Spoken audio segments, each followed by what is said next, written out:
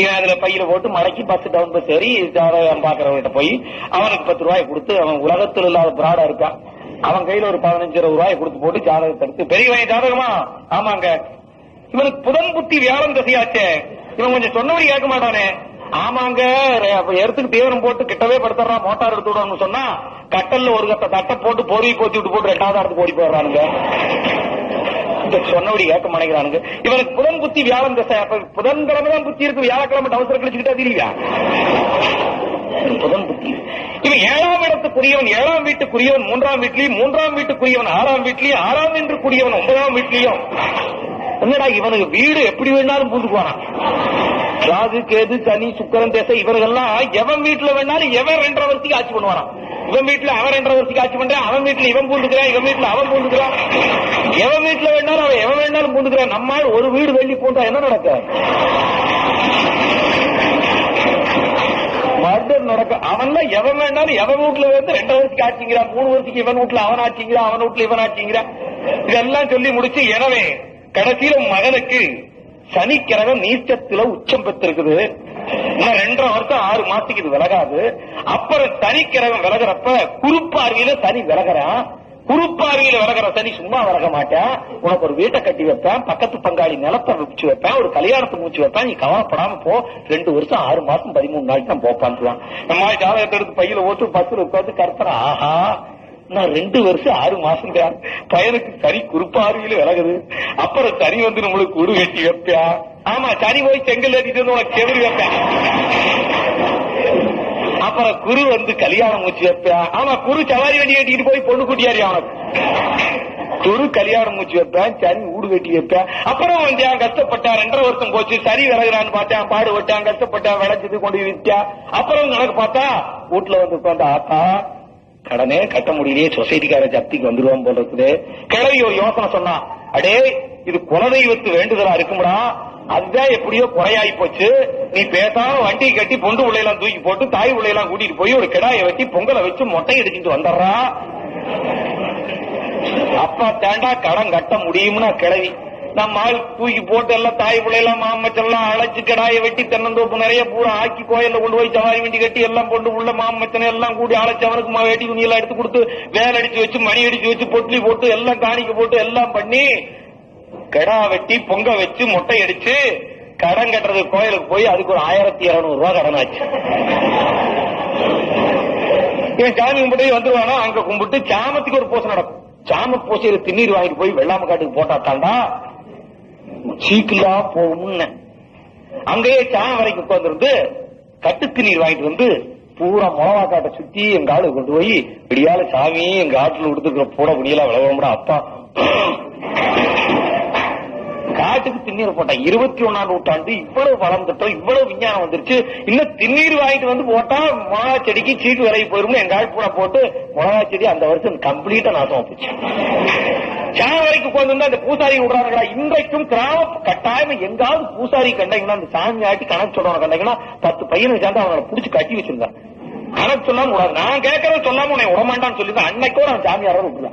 இன்னைக்கு சாமி ஆடி குறி சொல்லி எத்தனை குடும்பத்தை கண் முன்னார 21ஆம் நூற்றாண்டுல நாசமாயிட்டு இருக்காங்க தெரியுமா? அவன் பேசுறது பூரா பொய், நினைக்கிறது பூரா பொறாம, அடிக்கிறது பூரா பட்டச்சாராயம், திங்கிறது பூரா கோழிக்கறி. அவங்கிட்ட சாமி வந்து குறி சொல்லுது கணக்கு சொல்லுதுங்க. அவன் சாமி அழைக்கிறான், நம்மால் போய் எடுப்பு கொண்டாடி படுத்துறாங்க நடுங்க. அவன் சாமி அழைக்கிறான் 35-40 வயசு தான் படுத்துருக்கிறவன் 70 வயசுக்காக படுத்துறாங்க எடுப்பு தாய் எந்த மேலைங்கிறான் 70 வயசு கிழமை கிட்டு கிட்டு கிட்டு கிட்டு எந்திரிச்சு சூடத்தை பத்தி அவன் சாமி அவனவன் புராணத்திலே எழுதி வச்சிருக்கான். அர்ஜுனன் பாசுவதம் வாங்குறதுக்கு 60 அடி கம்பர் நிறுத்தி அர்ஜுனன் இருந்தானா பாசுவதம் வாங்கினானா அது வேற சமாச்சாரம். அவன் ஆண்டவன் கிட்ட வர வாங்குறதுக்கு 60 அடி கம்பம் நிறுத்தி அதுல மேல 7 செவ்வரளி பூ வச்சு 7 கொட்டப்பாக்கு வச்சு 7 செப்பூசி வச்சு அது மேல ஒத்த கால நின்றுகிட்டு சிவசிவான்னு பூச பண்ணி கூட சிவம் வல்லின்னு சொல்றாங்க. படிச்சு ஆண்டவரை பாக்குறதுக்கு அந்த யுகத்திலேயே இது கலியுகத்திலே பேசுறது பூரா பொய், நினைக்கிறது பூரா போறாம கெடுதல் இல்ல. அத்தனை ஒரு மனிதனுக்கு தேவையானது ஒண்ணுமே மனிதாபிமான பண்பாடு நீதி நேர்மை ஒழுக்கம் ஒண்ணுமே இல்லாதவங்கிட்ட சாமி வந்துருச்சுங்கிறான். எங்கிட்ட சாமி வந்து நேரா சொல்லுகிறாங்கிறான். நம்ம ஆளும் காலில் உளுந்து 10 பேர் படுத்துக்கிறான். சாமி சொல்றாங்க படுத்து எந்த மேல சூடத்தை பறிச்சு வச்சு சாமி அழைச்சி இவன் அழைச்சா வந்துருமா, கூப்பிட்டா எஸ்டிடியில் பேசினா வந்துருமா சாமி. கால் போட்டா வந்துருங்கிறாங்க. சூடத்தை பத்தி வைக்கிறான், எல்லாம் ரெடியா தண்ணீர் பூஜை சுத்தி ஒரு கும்பல உட்கார வச்சு எங்காவது இந்த பக்கம் கோயில், எங்க கோயில் எல்லாம் உண்டு. தியாகு கேசட் லைப்ரரி, தியாகு பாடல் பதிவகம், மெயின் ரோடு, கோபிசெட்டிப்பாளையம். கோபிமா நகரிலே மட்டுமல்ல, கொங்கு நகரிலே எங்குமே கிடைக்காத ஹைதர் காலத்து திரைப்பட பாடல்கள், புன்னடையா கவுண்டன் கதை பாடல்கள், ஒட்ட நாடகம் கதை பாடல்கள், தெருக்கூத்து கதை பாடல்கள், ஒப்பேரி பாடல்கள், நையாண்டி மேளம், அன்னமாராட்டம் மற்றும் அனைத்து தலைவர்களின் மேடை பேச்சுக்களும் உடன் பதிவு செய்து தர இன்றைய நாடுவீர் தியாகு கேசட் லைப்ரரி, தியாகு பாடல் பதிவகம், மெயின் ரோடு, கோபிசெட்டிப்பாளையம். மறவாதீர், ஹைதர் காலம் தியாகு கேசட் லைப்ரரி. மைக் போடுவான்.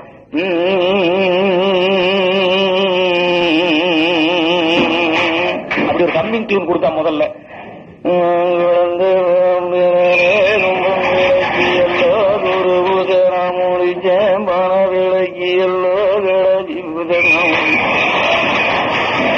சென்னி மறைய விட்டு சிவமறையும் விட்டு வெங்கு கல்லும் விட்டு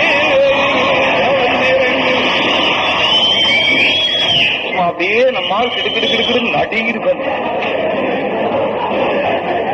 நான் ஓடியும் பார்த்தேன்டா, உட்கார்ந்தும் பார்த்தேன்டா,